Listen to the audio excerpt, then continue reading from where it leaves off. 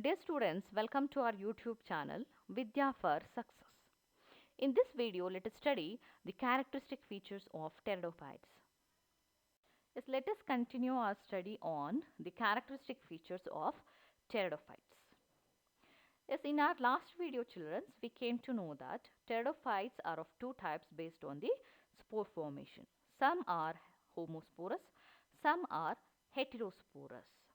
So let us see what happens after the spore formation, how the spore develops, what actually happens in the plant in the next step. So after spore formation, spore germinates. That means the spore what are formed in the sporophytic plant by the meiotic division, they disperse from the parental body. That means they move away from the parental body and they germinate. That means germination is the first step of development. Spore germinates and give rise to inconspicuous. Inconspicuous is nothing but not very clear structure. Clear. So it germinates and form inconspicuous but multicellular free living mostly photosynthetic thalloid gametophyte that is called prothallus. Understood, right? So formation of prothallus takes place after the germination of spore. What do you mean by prothallus? So prothallus is actually a gametophytic structure. So that gametophytic structure is here a thalloid. That means it is not clear. You can't able to differentiate, distinguish the parts in it. Clear. So thalloid, uh, you have heard this terminology. We use the word thalloid when the plant body is not able to differentiate. So the prothallus in this case is not much differentiated. It is actually not possible to differentiate the parts here. So that the nature of prothallus here is it is a thalloid and mostly it is photosynthetic, multicellular, free living and inconspicuous. That means not very clear structure. Understood? So that actual structure is formed by the spore germination. So the prothallus formation is the next step after the spore germination. So because it is a photosynthetic, it can survive independent without depending on any other. It can survive and it leads to the further development. You can see in the diagram, this will actually show how the spore germinates and give rise to the formation of prothallus. So the first diagram what you can see here, that is actually germinated spore. So how the germinated sprouted green gram appears, in the same way the spore is appearing here, that is actually germinated spore. So in the further development, this germinated spore give rise to the formation of multicellular inconspicuous. That means you can't able to differentiate. Everything looks like a tissue. Clear. It is not much distinct in its structure. So multicellular free living thalloid gametophyte actually forms. That is what we are calling as prothallus. Children, you have to learn the definition of prothallus. So prothallus is nothing but it is a inconspicuous multicellular free living mostly photosynthetic thalloid gametophyte. Understood? Yes. So gametophyte actually require cool, damp, shady places to grow. So gametophytic is the next stage of development. So we have already come across with the sporophytic phase of the plant, where the main plant is itself a sporophytic plant and that sporophytic plant lead to the formation of spores. Clear. So that actual phase we named as a sporophytic phase. So later on, it moves to the gametophytic phase. Actually, this gametophytic phase here we called as what? Prothallus. Clear? So the prothallus actually require cool, damp, shady places to grow. Other than that, other than these environmental condition, the gametophytic structure does not grow properly. So because of this restriction, these pteridophytic plants are not seen in each and every habitat. So their growth is restricted to only narrow geographical region, because in the narrow geographical region the temperature is less compared to the other habitat, and the damp and shady places are actually there in the narrow geographical area. So because of these suitable environment, the pteridophytic plants actually grow and they restricted to narrow geographical region. Later, the gametophyte bears male and female sex organs, because the main function of the gametophytic plant is the formation of gametes. So, in order to form gametes, the gametophyte need to develop male and female sex organs. So, the male sex organ develops here is antheridia, and female sex organ is called as archegonia. Children, the same terminology what we used in the bryophytes, the same terminology we are using here. Male sex organ is called as antheridia, female sex organ called as archegonia. So what actually produces in the antheridia? Yes, male gamete actually produces within the antheridia. So this male gamete is motile. That means it consists of locomotory organ. So by utilizing that locomotory organ, it swims in water to reaches archegonia. Understood?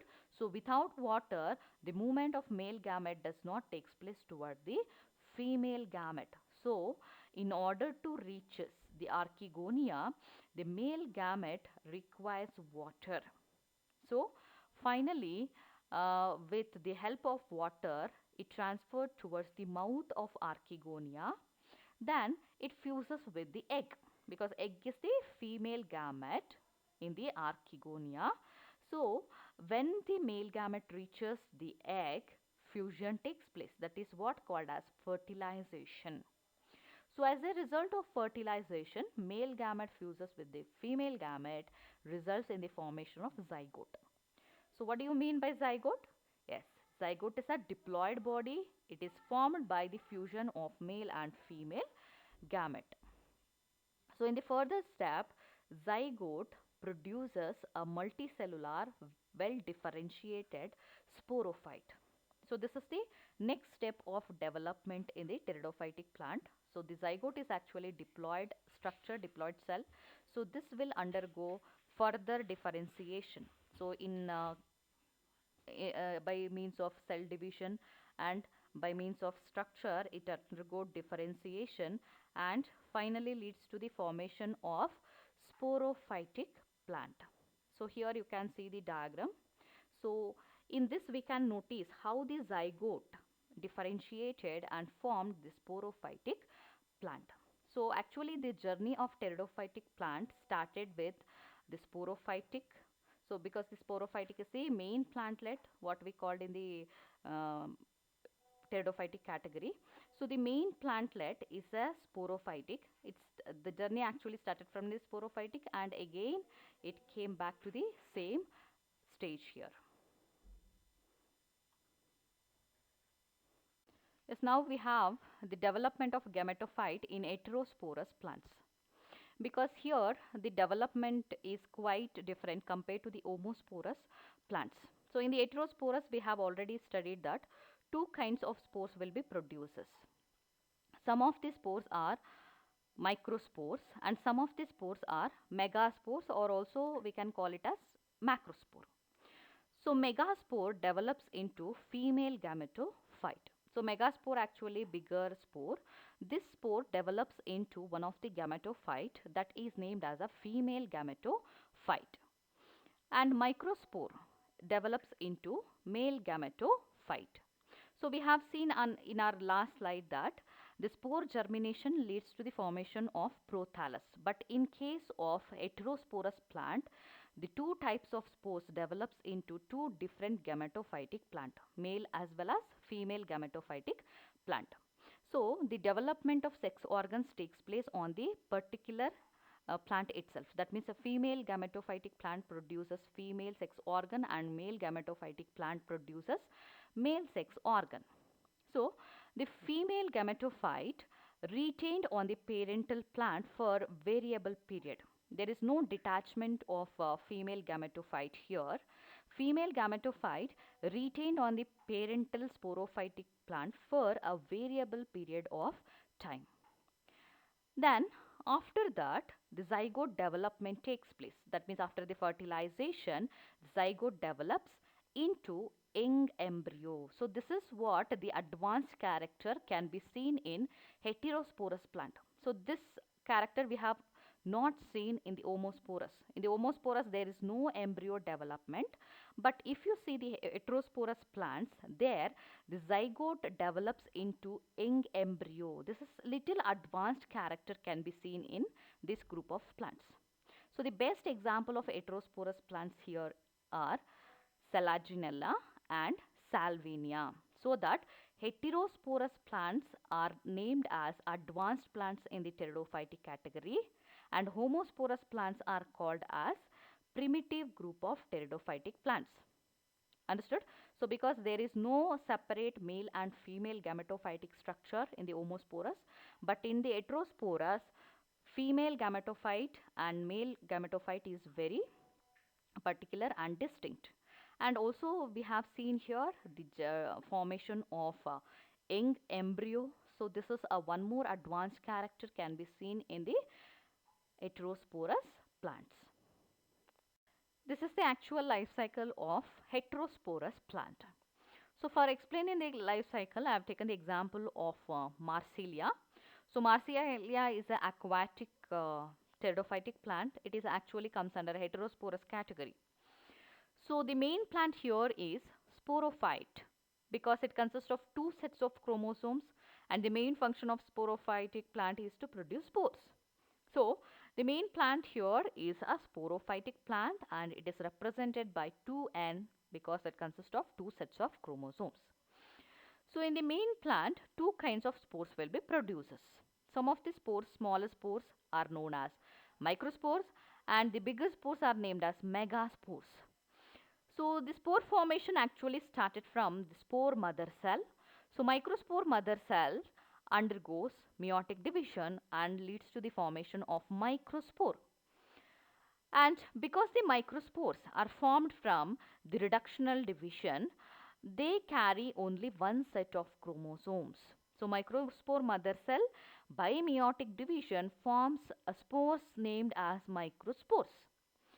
And similarly, megaspore formation takes place from megaspore mother cell. So the reductional division of megaspore mother cell leads to the formation of megaspores. So two types of spores were formed in the Marsilia plant, heterosporous plant. So microspore and megaspores. So in the next step, those haploid spores differentiated into male gametophyte and female gametophytic plant. So microspore actually develops into male gametophyte, and megaspores develops into female gametophyte. So this is the next stage, children, because the life cycle of the heterosporous plant started from the sporophytic phase, and from the sporophytic phase here it has reached to the gametophytic stage. And what is the further development? So male gametophyte forms a male gamete. So in order to form the male gamete, it need to develop antheridium, that is a male sex organ, and female gametophyte produces a female sex organ that is called as archegonium. So antheridium is a male sex organ. It produces anthrozoids. They are the male gametes. And archegonium produces egg. Egg is the female gamete. So soon after the formation of gametes, in the next step, fertilization takes place. So in the fertilization, both the gametes, male and female gamete, they fuses together and form zygote. So zygote is a diploid body here because it has formed by the fusion of male and female gamete. So this zygote develops into embryo. So there is a slight advanced character we can notice in the heterosporous plants, because here the zygote is not directly developing into a sporophytic plant. Instead of that, zygote develops into embryo. So embryo formation is one of the advanced characteristic feature can be seen in the pteridophytic plant. So because of this, heterosporous plants are named as some of the advanced plants. Clear? So in the next step, embryo develops into again the sporophytic plant. So here you have to understand that the development of plant started from the sporophytic plant, and in the next step it reaches to gametophytic again. From the gametophytic phase it again comes back to sporophytic phase. So this is what the life cycle, it continuously takes place in the plant. So heterosporous plants, children, these are the advanced group of plants in the pteridophytic category. Understood? So you learn all these characteristic features what I explained here. Understood? Yes. Thank you.